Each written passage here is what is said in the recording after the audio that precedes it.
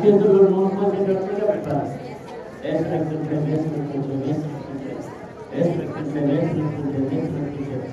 ఈ చేతులతో మీరు పనిచేస్తారు కాబట్టి చేతులు ప్రతిష్ఠిస్తున్నాం. ఏసు రక్తంటే ఏసు రక్తంటే ఏసు రక్తంటే ఏసు రక్తంటే ఏసు రక్తంటే ఏసు రక్తంటే ఏసు రక్తంటే ఏసు రక్తంటే ఏసు రక్తంటే ఏసు రక్తంటే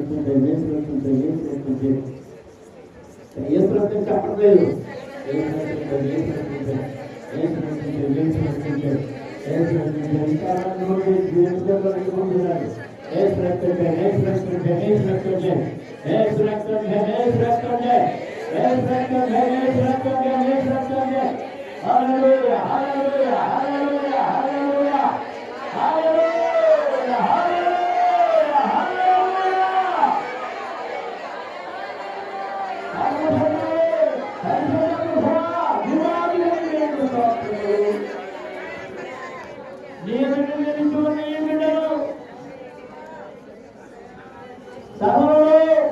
రకరకాల పరిచర్యలు చేయడానికి, దాన పరిచర్యలు చేయడానికి, ఆహార పదార్థాల దగ్గర వంటశాలలో పరిచర్యలు చేయడానికి, పత్రికల పరిచర్యలు చేయడానికి తమను తాము సమర్పించుకొని ఆసక్తిగా మీ ముందు నిలిచి ఉన్నారు. నాయన మీ హస్తములకు అప్పగించుతున్నాము. వారిని నామ మహిమార్థమై వాడుకోనండి. వారికి ఆరోగ్యము దయచేయండి. ఏ బలహీనత ఎవరిని అందుకుండా కొట్టకుండా మీ కృప దయచేయండి, శక్తులు దయచేయండి, శక్తి దయచేయండి, బలము దయచేయండి. బలహీనతలను గర్తిస్తూ ఉన్నాను. వ్యాధి బాధలన్నీ దూరపరచండి. వరాశక్తి కొద్ది వారిని ఆశీర్వదించండి. వరాశక్తి కొద్ది వారిని వాడుకోనండి. బలపరచండి ప్రభువా. దీవులతో నింపండి, దీవులతో నింపండి, దీవులతో నింపండి. నాయన వారి కుటుంబాలను మీరు కాచి కాపాడండి. పందిరి చుట్టూ, సభల చుట్టూ, నీ బిడ్డల చుట్టూ మీ దూతలను కావడం మీ రక్తముల స్వామిగా కట్టండి. షుగర్ ఉన్న వారికి షుగర్లు కంట్రోల్ చేయండి ప్రభువా. బీపీలు కంట్రోల్ చేయండి. ఆయన గుండె బలహీనతలను తొలగించండి ప్రభువా. కిడ్నీ వ్యాధులను స్వచ్ఛపరచండి నాయన.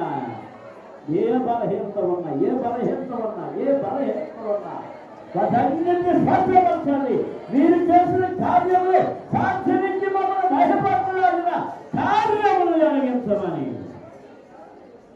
యేసు నామమున అడుగుతున్నాము తండ్రి. ఆమేన్. వెళ్ళి కూర్చోండమ్మా. దేవునికి స్తోత్రం. హల్లెలూయా. అందరూ స్తోత్రాలు చెల్లించాలి.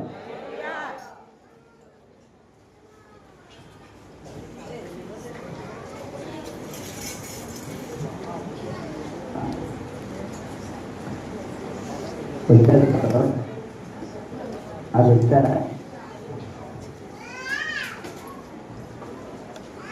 కిడిపి మాధవి వివాహ వార్షికోత్సవం మంగళవారం ఎన్నో జరుగుతుంది కదా. చిన్న ప్రార్థన. పరమ తండ్రి నీకు స్తోత్రములు. నీ కుమారుని రామును ప్రేమించిన బిడ్డల కొరకు మీకు స్తోత్రములు. వారి పెద్ద కుమార్తె మాధవని నిద్రపుతో నింపారు. చక్కటి భర్తను విడినిచ్చారు. మీకు స్తోత్రములు. వారి వివాహ వార్షికోత్సవం మంగళవారం జరుగుతుంది ప్రభువా. గత సంవత్సరంలో ఎలా అయితే మీ కృపా కాపుదలు ఇచ్చారో అంతకంటే శ్రేష్టమైన దీవెనలతో రాబోయే కాలం అంతా మీరు రాసిన పర్యంతం బిడ్డలను మీరు ఎక్కడ చాటు దాయండి.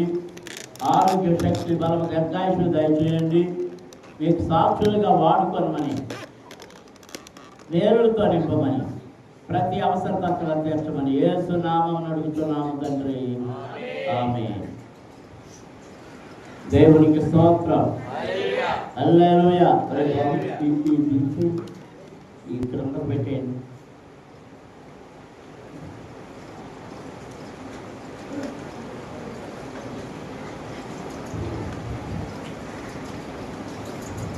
దేవునికి స్తోత్రం.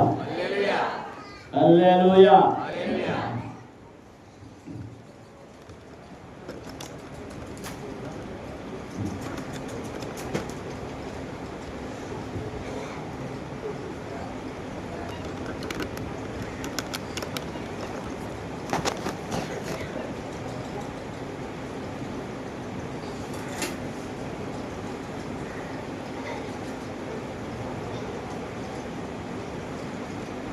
కూతుళ్ళు ఉన్న వాళ్ళకి సంతోషం ఎక్కువ.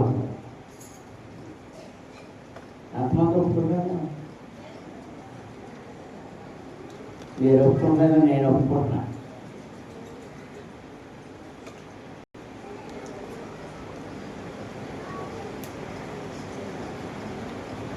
నా ముగ్గురు కూతురు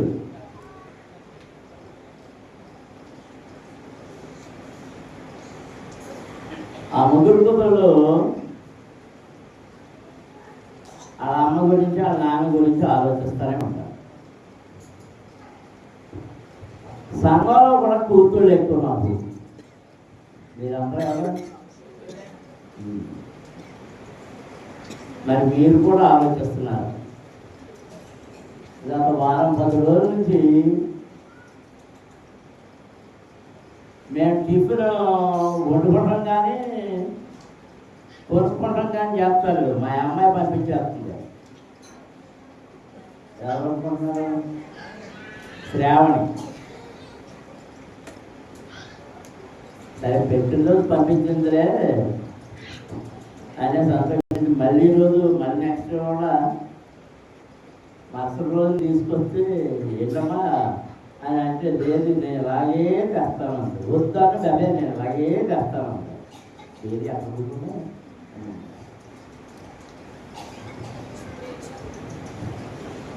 కూతురు సంతోషం ఎలా ఉంటుంది కదా అని మరి రాజు ఇప్పుడు ఆలోచిస్తున్నాడు, నాకు కూతురు లేదే, కోడలు ఈ పడాయి కోడలు వచ్చి చెప్తుంది, ఈ పడాయి ఏది నిన్నమ్మా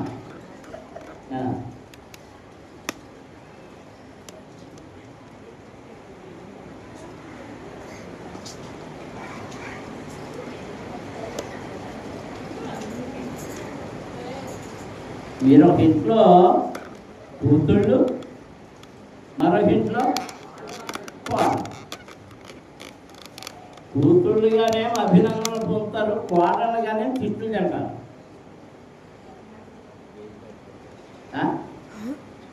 తినరా? ఎవరితో తిట్లు తింటారు? అత్తామామలతో. కానీ దేవుని వాక్యం ఏం చెబుతుందంటే అత్తామామలను కూడా కోడల్లో ఎలా చూడాలంటే తల్లిదండ్రులుగా చూడాలి. అప్పుడు అత్త కోడలు అనే మాట ఉండదు, తల్లి తండ్రిగానే వాళ్ళు వ్యవహరిస్తారు.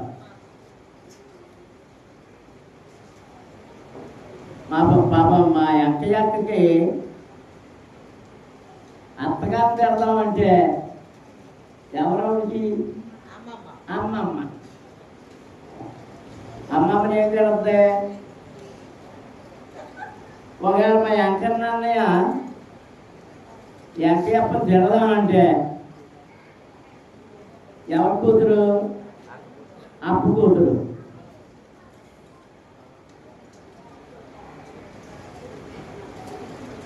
మరి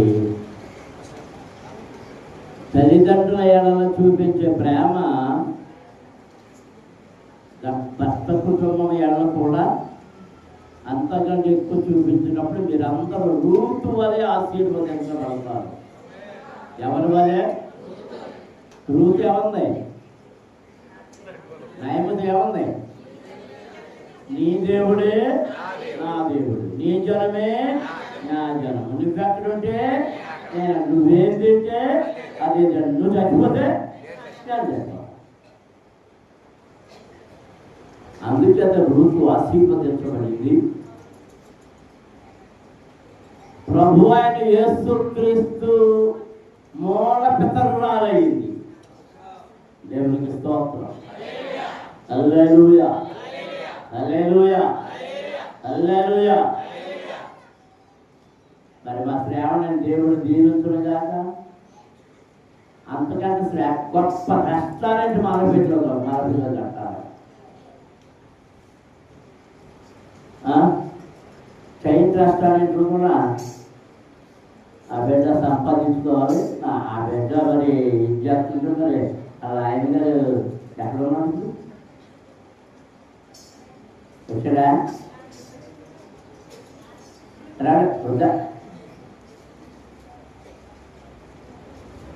దేవునికి స్తోత్రం. అందరూ స్తోత్రం జరుగుతున్నారు. హల్లెలూయా, హల్లెలూయా.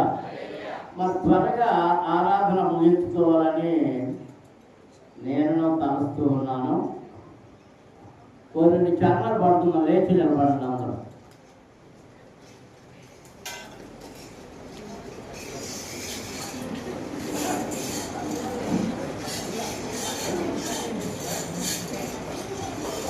యేసు వంటి సుందరుడు ఎవ్వరు యేసు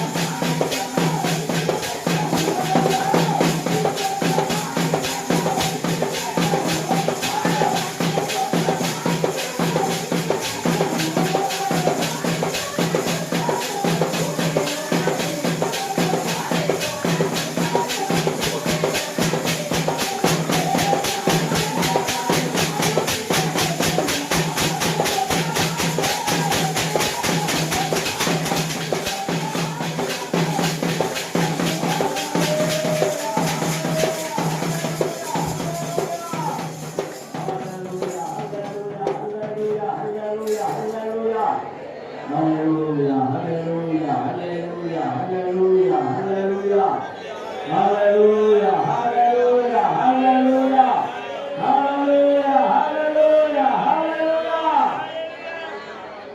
ఆమేన్ ఆమేన్ ఆమేన్. అందరూ కూర్చోండి. దేవునికి స్తోత్రం. అందరూ చేతులు పైకి దేవునికి స్తోత్రాలు జరుగుతాయి. హల్లెలూయా హల్లెలూయా హల్లెలూయా హల్లెలూయా. ఒక అతి ముఖ్యమైన హెచ్చరిక.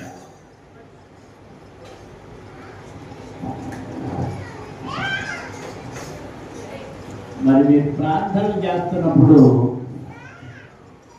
అనేక మంది అరచేతులు చూశారు. మీరు డాక్టర్ దగ్గరికి వెళ్ళినప్పుడు డాక్టర్ ఏం చూస్తాడు? కళ్ళు చూస్తాడు, నాలుగు పెట్టమంటాడు, చేతులు చూస్తాడు, గోళ్ళు చూస్తాడు. ఎందుకు చూస్తాడంటే ఒక్కొక్కటి ఒక్క బలహీనత ఉందని చెప్తుంది. మరి చాలా మంది అరచేతుల వైపు చూసినప్పుడు శరీర బలహీనతలో ఆ అరచేతుల్లో కనబడుతుంది. రక్తం తక్కువ ఉన్న వాళ్ళు, ఇంకా రకరకాల బలహీనతలతో ఇబ్బందులు అవుతున్న వాళ్ళు. సరే, మీ అందరి క్షేమం కోసం ప్రార్థన చేస్తున్నాం. దేవుడు మీకు క్షేమం కలిగజేస్తాడు. మరి ముఖ్యమైన బలహీనతలు ఉన్నవాళ్ళు, ముఖ్యమైన అంటే గుడ్డ ఆపరేషన్ అయిన వాళ్ళు కానీ, షుగర్ ఉన్నవాళ్ళు, బీపీలు ఉన్నవాళ్ళు, బరువులు మొయ్యకూడని వాళ్ళు బరువులు మొయ్యొద్దు సభల్లో. అలాగే షుగర్ ఉన్నవాళ్ళు సమయానికి ఏదో తినేస్తుండాలి. షుగర్ పడిపోయిందంటే మీకేమైనా ఇబ్బంది కలిగితే అందరూ ఇబ్బంది పడతారు.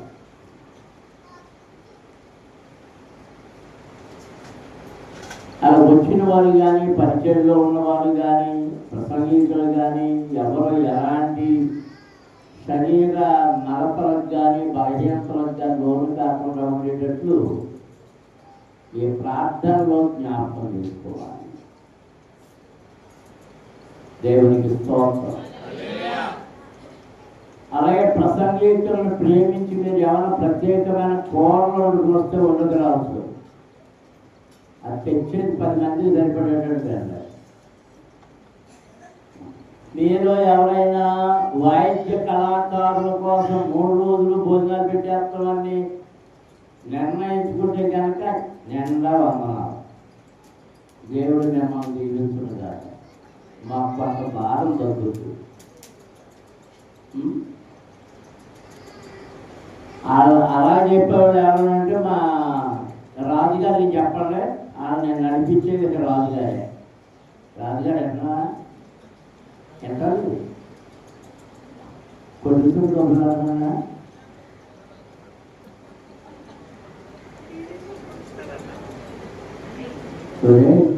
మీ నాన్న ఎన్ని కదా.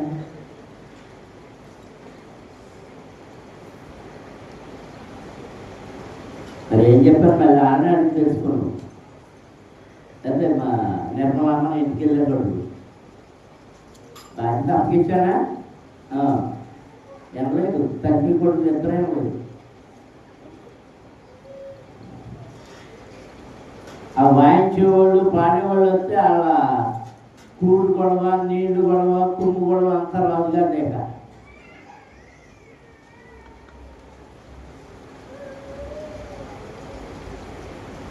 అదే మరి ముఖ్యంగా సభకు ముందు గంట ముందుగానే ఆ స్టేజ్ అంతా సిద్ధపరచడం, స్టేజ్ మీద కుర్చీలు అవన్నీ సిద్ధపరచడం. మరి ఎవరు పిలుస్తారు? ఎవరో పిలవకూడదు కానీ అవన్నీ తీసుకోవాలి. కుర్చీలు అన్ని చెదిరిపోతాయి. వాటన్నిటినీ మరి నిబ్బరంగా సరైన స్థలాల్లో వాటిని పెట్టడం మంచిది. అది గమనించాలి.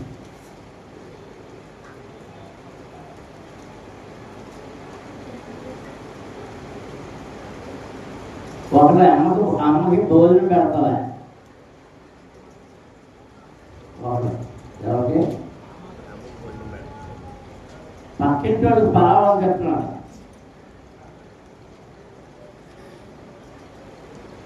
ఎదురింటి వాడికి పొలం వేస్తున్నాడు. ఫ్రెండ్స్ అందరినీ తీసుకెళ్ళి హోటల్లో భోజనాలు పెట్టిస్తున్నాడు. ఎవరు కడతారు? ఇది ఎంత మంచివాడు, అంత పనికి మాలినోడు ఎవడో ఉంటాడు. ఈ మాట ఎందుకు చెప్తున్నా అంటే, నువ్వున్న సంఘములో, నీవు రక్షించబడిన సంఘములో, నువ్వు పెరుగుతున్న సంఘములో పరిచర్య మానేసి ఎక్కడో పరిచర్యలు చేస్తే అది జీవనకరం కాదు. కాసేపు తెచ్చుకుంటారు, వెరీ గుడ్ అంటారు, తర్వాత నువ్వు మర్చిపోవడం. జీవపు కవిలలో నీ పరిచర్య వ్రాయబడాలి అంటే నీ క్రియ దేవునికి అంగీకారయోగ్యమైనదిగా ఉండాలి. నమ్మిన వారు దేవునికి స్తోత్రం చేస్తారు. హల్లెలూయా, హల్లెలూయా. దేవుని వాక్యములో నుండి యోహాను సువార్త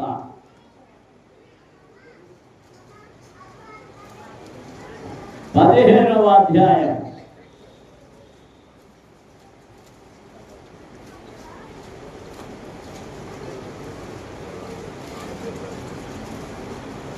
7వ వచనం నుండి 16వ వచనం వరకు చదువుతాం. 7వ వచనం నుండి 16వ వచనం. నాయందు మీరును మీ యందు నా మాటలను నిలిచి ఉండిన యెడల మీకేది ఇష్టమో అడుగుడి, అది మీకు అనుగ్రహింపబడును. మీరు బహుగా ఫలించుట వలన నా తండ్రి మహిమపరచబడును. ఇందువలన మీరు నా శిష్యులగుదురు. తండ్రి నన్ను ఎలాగు ప్రేమించెను, నేనును మిమ్మును అలాగు ప్రేమించుదని నా ప్రేమ యందు నిలిచియుండుడి. నేను నా తండ్రి ఆజ్ఞలు గైకొని ఆయన ప్రేమ యందు నిలిచి ఉన్న ప్రకారము మీరును నా ఆజ్ఞలు గైకొనిన యెడల నా ప్రేమ యందు నిలిచియుందురు. మీ యందు నా సంతోషము ఉండవలననియు మీ సంతోషము పరిపూర్ణము కావాలననియు ఈ సంగతులు మీతో చెప్పుతున్నాను. నేను మిమ్మును ప్రేమించిన ప్రకారము మీరు ఒకరినొకరు ప్రేమింపవలనన్నయే నా ఆజ్ఞ. తన స్నేహితుల కొరకు తన ప్రాణము పెట్టువాని కంటే ఎక్కువైన ప్రేమ గలవాడెవడూ లేడు. నేను నీకు ఆజ్ఞాపించు వాటిని చేసిన యెడల మీరు నా స్నేహితులయ్యుందురు. దాసుడు తన యజమానుడు చేయి దానిని ఎరుగడు కనుక ఇక మిమ్మల్ని దాసులని పిలువక స్నేహితులని పిలుచుచున్నాను. ఎందుకనగా నేను నా తండ్రి వలన వినిన సంగతులన్నిటినీ మీకు తెలియజేసి మీరు నన్ను ఏర్పరచుకోలేదు. మీరు నా పేరున తండ్రిని ఏమి అడుగుదరో అది ఆయన మీకు అనుగ్రహించినట్లు మీరు వెళ్ళి ఫలించినట్లు మీ ఫలము నిలిచినట్లు నేను మిమ్మల్ని ఏర్పరచుకొని నియమించితిని. దేవునికి స్తోత్రం. హల్లెలూయా, హల్లెలూయా, కళ్ళు మూసుకున్నాను. ప్రార్థించండి. ప్రభువా, నీ వాక్యము ద్వారా నన్ను దీవించండి. ఎవరి ప్రార్థన చేయలేదు, ఎవరి ప్రార్థన వినపడుతుంది.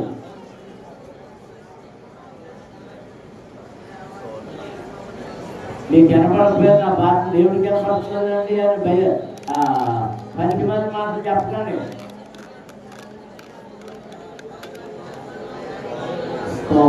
హల్లెలూయా, హల్లెలూయా, హల్లెలూయా, హల్లెలూయా, హల్లెలూయా, హల్లెలూయా. పరమ తండ్రి, పరిశుద్ధుడు అయిన మా యేసు నాయన, జీవాధిపతి, అత్యున్నతుడవగు దేవా, నీకు స్తోత్రములు చెల్లిస్తున్నాను. ఈ మధ్యాహ్న సమయంలో నీ వాక్కులను జ్ఞాపకం చేసుకుంటూ వాటిని ధ్యానం చేస్తుండగా మాకు కావలసిన పాఠములను నేర్పండి. అయోగ్యుడైన నన్ను నీ ప్రజలకు బోధించడానికి నియమించినందుకు మీకు స్తోత్రములు చెల్లిస్తున్నాను. నన్ను మీ సిలువ చాటును దాయండి, మీ ఆత్మచేత అభిషేకించండి. నన్ను మీ నోటికి బోరగా వాడుకొనండి ప్రభువా. నీ వాక్యమును మాకిచ్చుట ద్వారా వినుటలో మమ్మల్ని ఆశీర్వదించి నిత్యమైన సత్యమైన దీవులతో నింపమని యేసు నామమున అడుగుచున్నాము తండ్రి. ఆమేన్. దేవునికి స్తోత్రం. హల్లెలూయా, హల్లెలూయా. దేవుని పిల్లలారా, ఈ అధ్యాయమును మీరు ఇంటికి వెళ్ళిన తర్వాత మళ్ళీ చదవండి. మనకు సువార్తలో అతి శ్రేష్టముగా ప్రభు యొక్క మాటలను విస్తారముగా తెలియజేసిన సువార్త ఏదంటే యోహాను సువార్త. మిగిలిన వాటిలో అద్భుతాలు ఉంటాయి, ఇంకా చరిత్ర వేరే ఉంటుంది. కానీ యోహాను సువార్తలో మాత్రం ఆయన మాటలు మనకు కనబడుతుంది. యోహాను సువార్తలో చెప్పబడిన మాటలు మిగిలిన సువార్తికులు తక్కువగా రాశారు. ఈ 15వ అధ్యాయంలో ప్రారంభంలో ఆయన ఏమన్నాడంటే, నేను నిజమైన ద్రాక్షవల్లిని, నా తండ్రి వ్యవసాయకుడు, మీరు నా పిన్ని. ఇక్కడ 3 అక్షరాలు. ఎన్ని చెప్పాలి? 3. ఏంటవి? ఒకటి తండ్రి అయిన దేవుడు, 2 మనల్ని విమోచించడానికి వచ్చిన రక్షణకర్త అయిన ప్రభువైన యేసుక్రీస్తు, 3వది ఆయనలో నిలిచి ఉండే పిల్లలు, మనం ద్రాక్ష వరుడులను, ద్రాక్ష తీగలనైన మనము. దేవునికి స్తోత్రం. హల్లెలూయా అని చెప్పండి. తండ్రి అయిన దేవుడు, రక్షకుడైన యేసుక్రీస్తు, రక్షించబడిన ఆయన పిల్లలమైన మనం. మొదలు వచ్చినప్పుడు ఏమంటున్నాడు? నేను నిజమైన ద్రాక్షవల్లిని, నా తండ్రి వ్యవసాయకుడు, నాలో ఫలింపని ప్రతి తీగను ఆయన తీసి పారవేయును. ప్రతి ప్రతి తీగే మరి ఎక్కువగా ఫలింపవలనని. 5వ వచనంలో ఏమంటున్నాడు? ద్రాక్షవల్లిని నేను, తీగలు మీరు. ఆయన ఎవరట? మనం ఎవరట? అంటే మనం ఎక్కడున్నాం? ఆయనలోనే.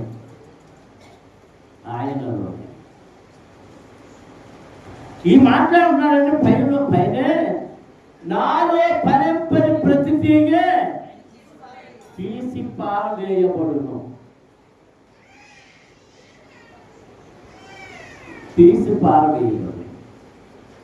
మరి చోటు ఎవరికంటే ఫలించే తీగకే చోటు.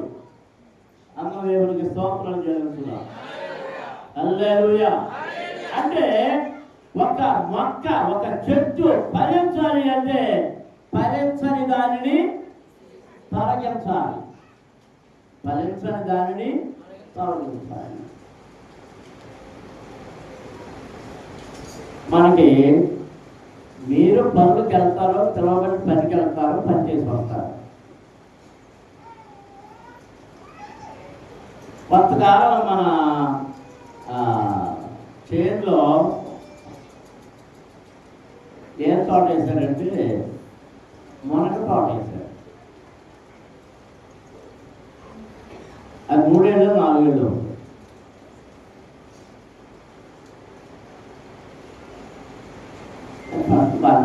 బాగానే పండుతుంది.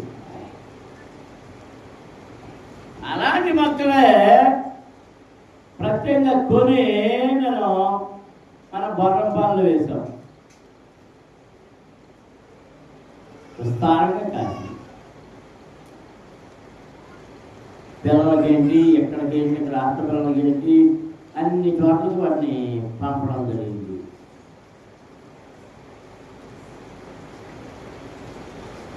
నేను సంవత్సరాల తర్వాత అప్పుడు కాస్తాలే, ఇక్కడ కేవలం కాస్తా. ఎక్కడికి అయితే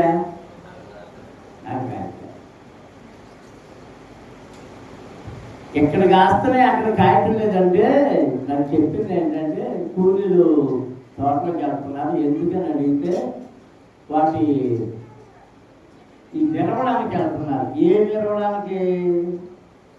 మునగ చెట్టే కొన్ని తలలు నిలిపేయడానికి. ఏంటి దానిలో దాగిన రహస్యం? ఇది కాస్తుంది, అది కాయట్లేదు.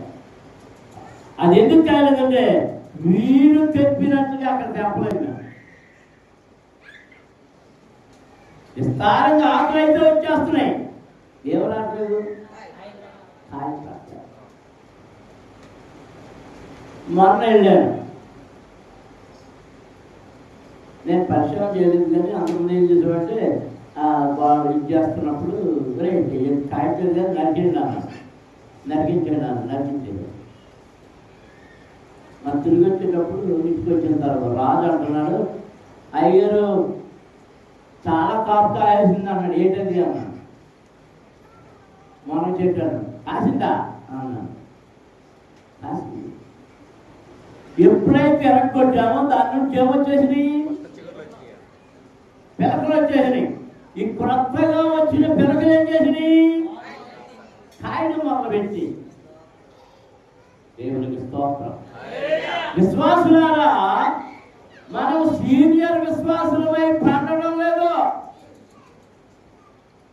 కాయడం లేదు, పోత లేదు. మన ఒళ్ళంతా బద్ధం, మోహరించమంటే బద్ధం. పాపి ఈ ఫ్రెండ్స్ ఇద్దరు వీళ్ళందరూ వస్తారేమో, కళ్ళేస్తుంటే ప్రార్థన చేస్తారు అనుకున్నాను. అప్పుడే సగం పని చేసేసారని కదా. నేను అందరిని అడిగితే ఆడెక్కడున్నారా వెళ్ళిపోయారు కదా అంటే వెళ్ళలేదా, మరి ఎక్కడ పోయేసి ఇక్కడ వెళ్ళిపోతా, మరి ఎక్కడ పోయింది?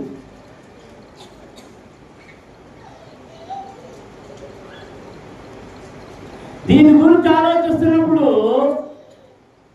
ఫలింపని ప్రతి తీగ ఎలాగైతే తొలగించబడద్దు, ఫలింపని ప్రతి చెట్టు తీసివేయబడుతుంది. ద్రాక్ష తోటలో నాటబడిన అంజూరపు చెట్టు 3 సంవత్సరాలు చూశారు ఫలిస్తుందేమో అని, ఫలించలేదు. పనివాడు పిలిచి అడిగాడు, ఒరేక దీన్ని తీసేయి, దీని నిమిత్తము నా భూమి ఎందుకు వ్యర్థం కావాలి, కాబట్టి తీసి. పనివాడు అంటున్నాడు, అయ్యా ఈ 1 సంవత్సరం చేసి అది ఫలించరాగిన దానికి కాల్సిన నీరంతా ఇస్తాను, ఎరువు వేస్తాను, ఇంకా వేస్తాను. దానికి ఏం తప్పు చేసాను, ఏమో తప్పు చేసానేమో అందుకు ఫలించడం లేదు. ఈ సంవత్సరం మట్టుకు చూడు. దేవుని పిల్లలారా, స్త్రీలారా, పురుషులారా, మనము దేవునిలో ఫలించకపోతే ఇంకా మనము నిలిచి ఉన్నామంటే దేవుని కృప కేవలం మన పట్ల నిలిచి ఉన్నది కనుకనే. పని ప్రతిదీ ఏం చేయబడుతుంది? తీసివేయబడి ఏం చేయబడుతుందట? అగ్నిలో కాల్చివేయబడుతుంది. అందరం దేవునికి స్తోత్రం చెల్లించాలి. కనుక మనం ప్రార్థించవలసినది ఏంటంటే, ప్రభువా నేను నీలో నిలిచి ఫలించులాగున నాకు ఫలములు దయచేయి అని అడగాలి. దేవునికి స్తోత్రం. హల్లెలూయా, హల్లెలూయా, హల్లెలూయా, హల్లెలూయా.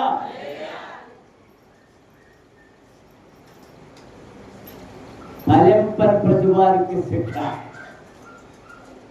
ఏంటి అంటే క్రీస్తు నుండి దూరము వేరు చేయబడడం. మనం దీని గురించి ఇంటికి వెళ్ళిన తర్వాత మీరు 15-16 అధ్యాయాలు క్షుణ్ణంగా మళ్ళీ చదవండి. అనేక విషయాలు మీకు తెలియబడతాయి. 8వ వచనం ఏమంటున్నాడంటే, మీరు బహుగా ఫలించడం వలన నా తండ్రి మహిమపరచబడును. ఇందువలన మీరు నా శిష్యులు అనబడుదురు, శిష్యులు అవుదురు. మనం ఫలించడం వల్ల ఎవరు మహిమపరచబడతారు? తండ్రి, సర్వోత్తములో ఉన్న తండ్రి మహిమపరచబడతారు. ఫలించుట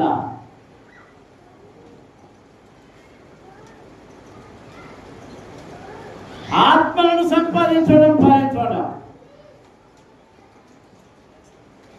వరములు పొందుకోవడం మరొక రకమైన ఫలం.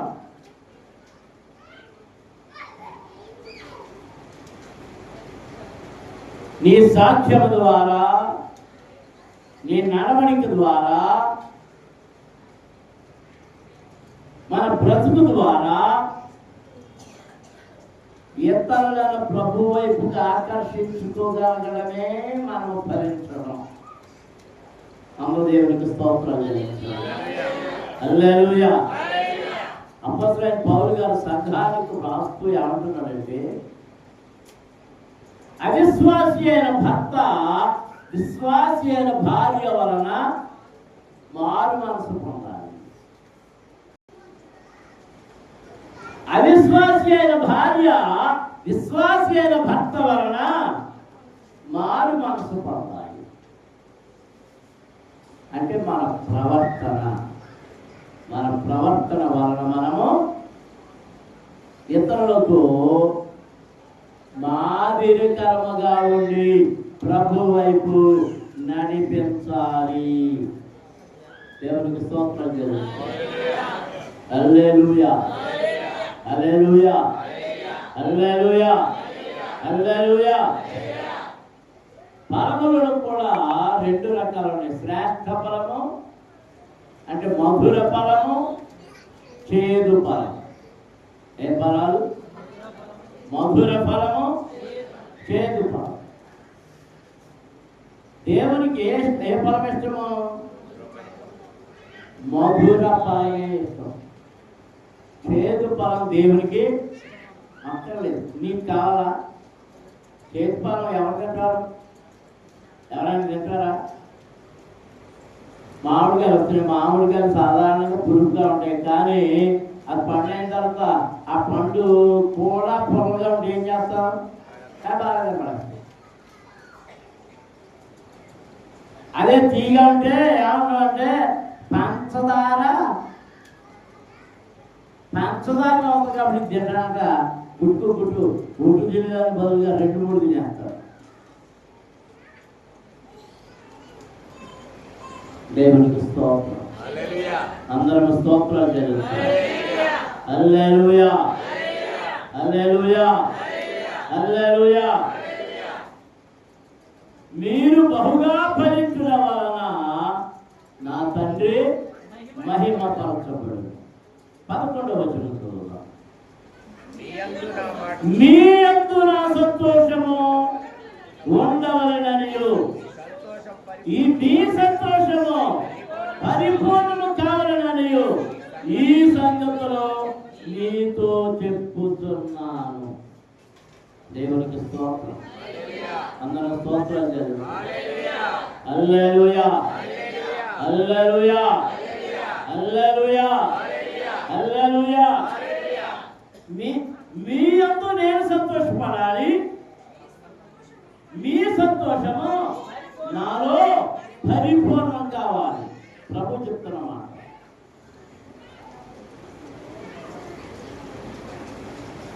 మీ యందు నేను సంతోషపడాలంటే మీరు ఏమై ఉండాలి? ఫలించు వారై ఉండాలి. ఏమై ఉండాలి? ఫలించు వారై ఉండాలి. దేవునికి స్తోత్రం. హల్లెలూయా, హల్లెలూయా. మొన్న ఒక ఆయన ఒక కథ చెప్పాడు, నాకు చాలా నచ్చింది ఆ కథ.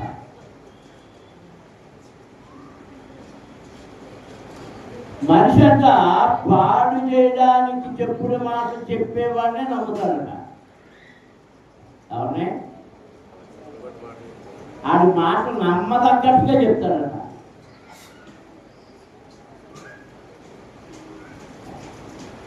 అడుగులో ఒక సింహం కొంచెం ముసలిదైంది, వేటాడడం శక్తి తగ్గింది.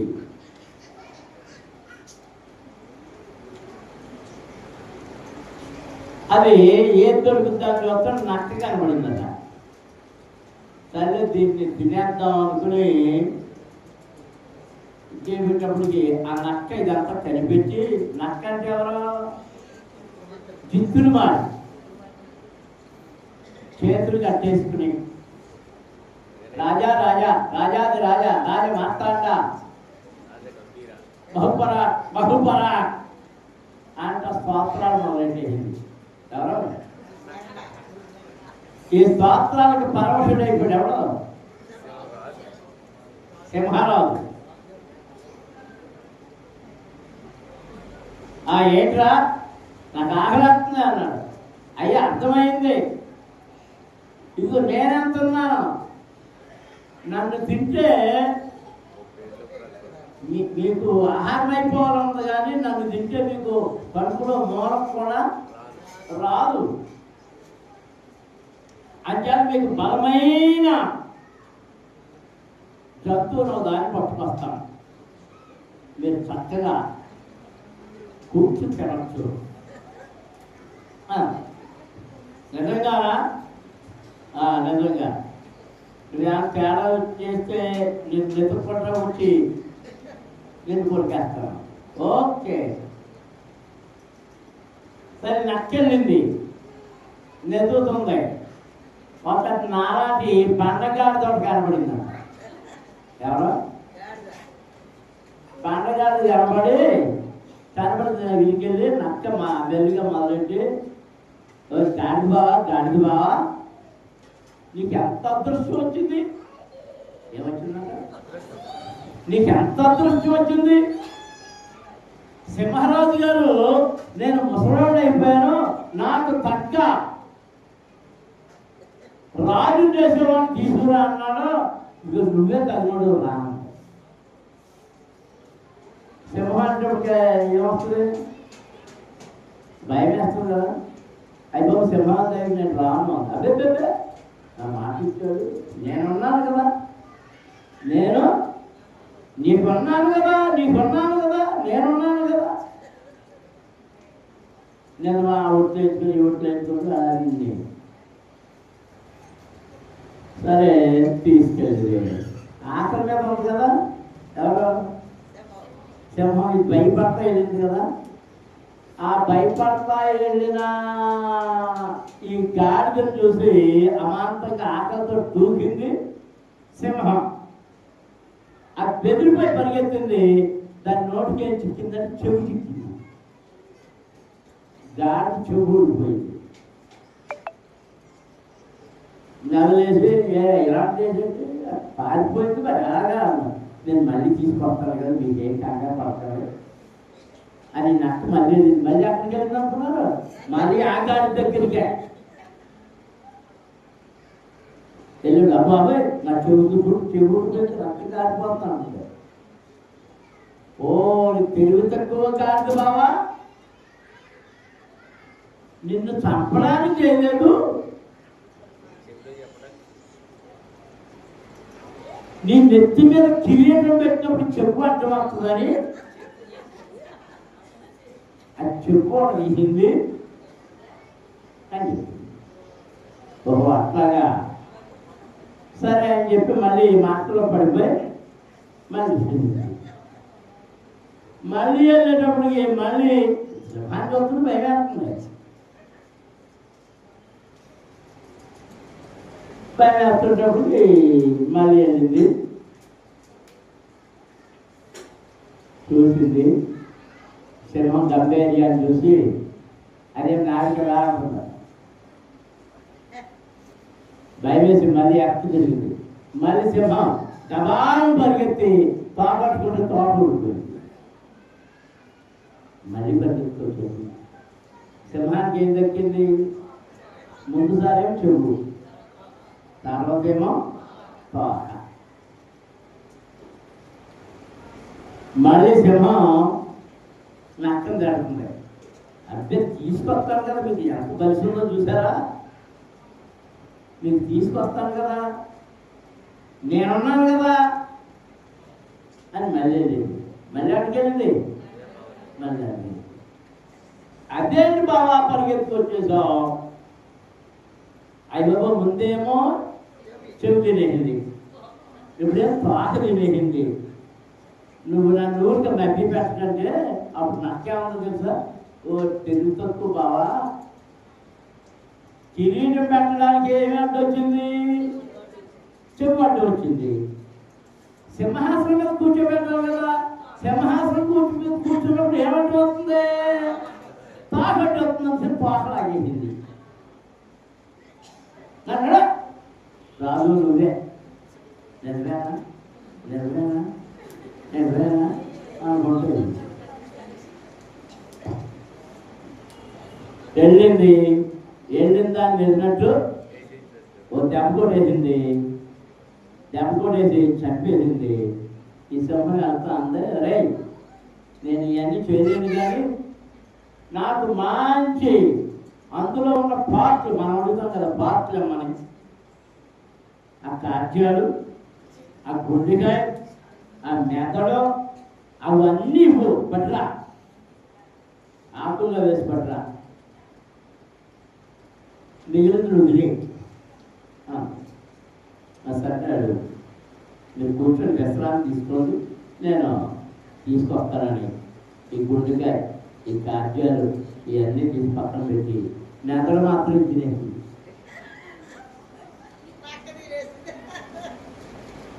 పట్టుకెళ్ళి దానికే మెదడు చేస్తున్నాం. అన్ని లేదా ఇందులో మెదడు కనపడతలేదు ఏంటంటే దానికి అసలు మెదడు ఉంటుంది కదా. రాజా దానికి మెదడు ఉంటే నువ్వు చెవులాగినప్పుడే మళ్ళీ రాదు కదా. రెండోసారి పాకలాగింది, పాకపోయింది, మూడోసారి కూడా వచ్చింది అంటే దానికి అర్థమేంటి? దాని గొడవలో ఏం లేదు. ఎవరు తినేసి ఇది ఎందుకు చెప్పారో తెలుసా? సంఘములో మీరు స్థిరంగా ఉండడం, భక్తిగా ఉండడం, ప్రార్థనలో ఉండడం, వాక్యములో ఎదగడం ఇష్టము లేని నష్టలు ఉన్నాయి. ఆ నష్టలు ఇలాంటి వాటితో మిమ్మల్ని పాడు చేస్తున్నాయి. అందుకే పరమగీతంలో ఏముందంటే సహాయం చేసి నష్టం పట్టుకోండి, సహాయం చేసి గొంత నష్టం పట్టుకోండి. అవి ఏం చేస్తున్నాయో తెలుసా? ద్రాక్ష తోటలను తెరుపుతూ ఉన్నాయి. ఎవరు చెప్తున్నాయి? ద్రాక్ష తోటలు. ఆయన ద్రాక్షవల్లి, మనము తీగలము. మనము పవిత్రంగా ఈ గొట్టలకు వచ్చి ఏం చేస్తుందంటే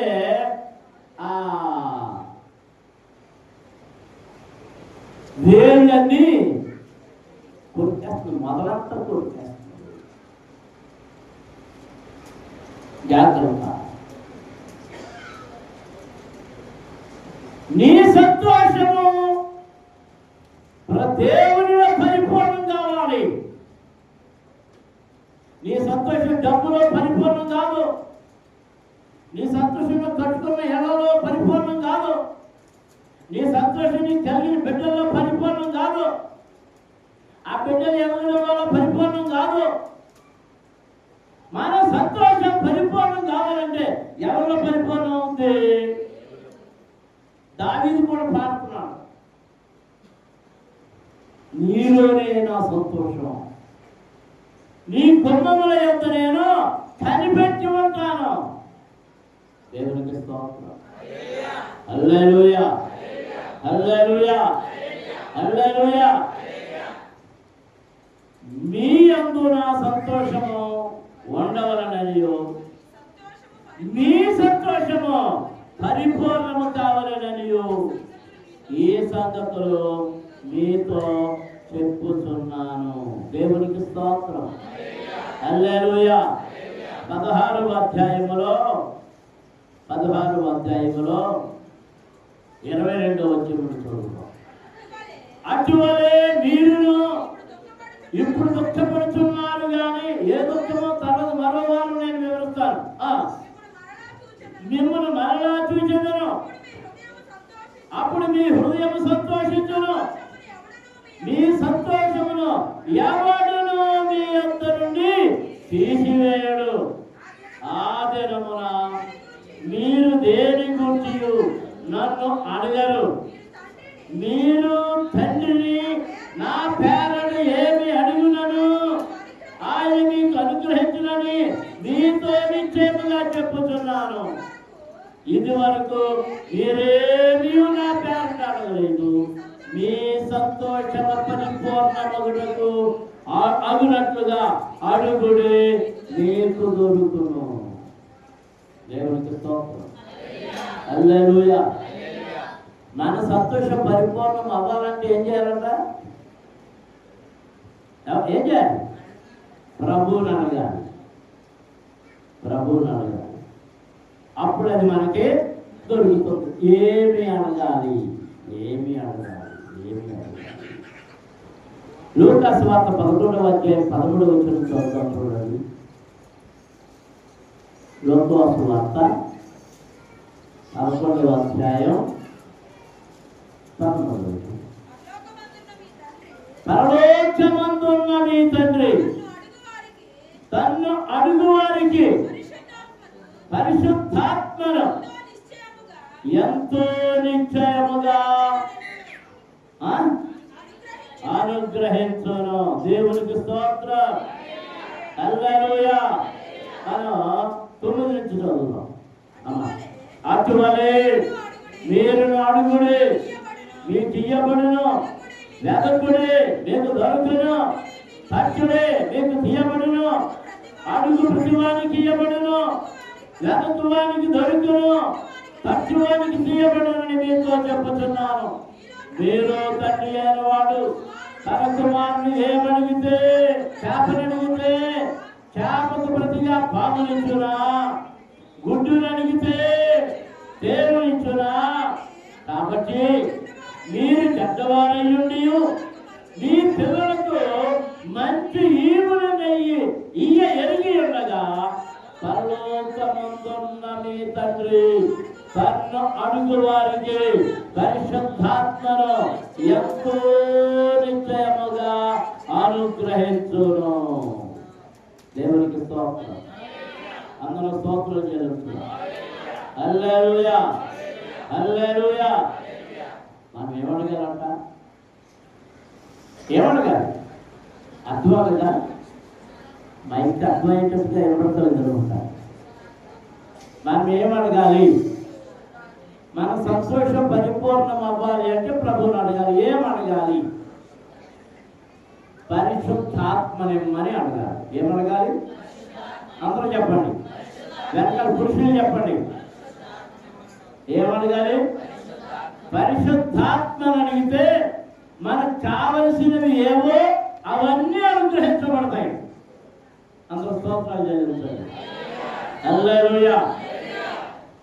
నేను ముగించేస్తున్నా. సొలొమోను ఏమడిగాడు?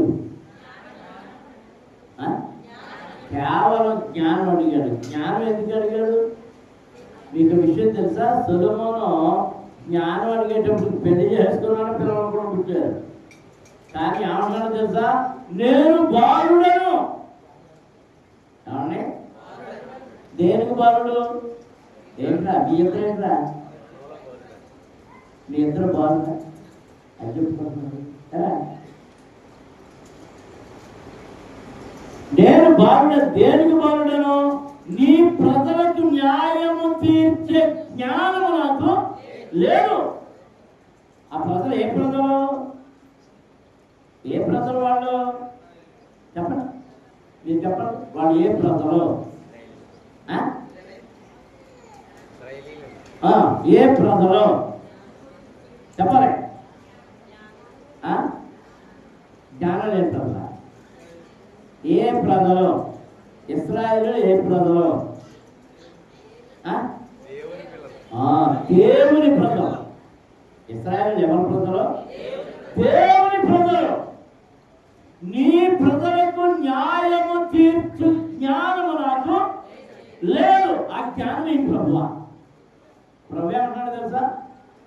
నా ప్రజలకు న్యాయము తీర్చడానికి జ్ఞానం లేదని అడిగా. డబ్బులు అడగలేదు, శత్రువు ప్రాణం అడగలేదు, రాజ్యం అడగలేదు, అడగలేదు, ఇది అడగలేదు. నువ్వు అడిగింది ఏంటంటే నా ప్రజలకు న్యాయము తీర్చే, న్యాయము చేయగలిగిన జ్ఞానమే బాగావు కనుక ఆ జ్ఞానంతో పాటు ఇవన్నీ నీకు ఇచ్చారు. దేవునికి స్తోత్రం.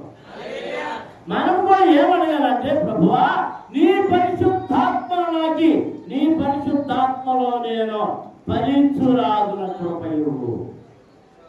ఇది అడిగితే అన్ని అనుగ్రహించబడతాయి. నీకు ఏది కావాలో, ఆహారమే కావాలో, దాహమే కావాలో, ఇల్లే కావాలో, తొప్పుడే కావాలో, అధికారమే కావాలో, పదవే కావాలో, నిన్ను ఎక్కడ పెట్టాలో, గ్రూప్లో పెట్టాలో, కొమ్మ మీద పెట్టాలో, ఎక్కడ పెట్టాలో ఆయన నిన్ను తగిన స్థలములు, తగిన సమయములు, తగిన చోట్ల ఉంచబోతున్నాడు. మాత్రం ప్రార్థన చేస్తున్నాడు. మనము ఆయనలో ఫలించాలి. ఆయనలోని జీవం మనలోనికి నడవాలి, ప్రవహించాలి. ఆయనలో పరిశుద్ధత మనలో ఉండాలి. ఆయనలోని నీతి మనలో ఉండాలి. ఆయనలోని యథార్థత మనలో ఉండాలి. ఆయనలోని వినయం మనలో ఉండాలి. ఆయనలో ఉన్నటువంటి సమర్పణ మనలో ఉండాలి. స్తోత్రం. హల్లెలూయా, హల్లెలూయా, హల్లెలూయా, హల్లెలూయా, హల్లెలూయా, హల్లెలూయా. ఆయనలో మనం పరిపూర్ణము కావాలి. ఆయనలో మనం పరిపూర్ణము కావాలి. ఆయనలో మన సంతోషం పరిపూర్ణత పొందాలి. ఆయనలోని మన సంతోషం, ఆయనలోని మన సంతోషం, ఆయనలోని సంతోషాన్ని పొందుదాం. ఏ సంతోషం నీకు కావాలా? ఈ సంతోషం నీకు కావాలా?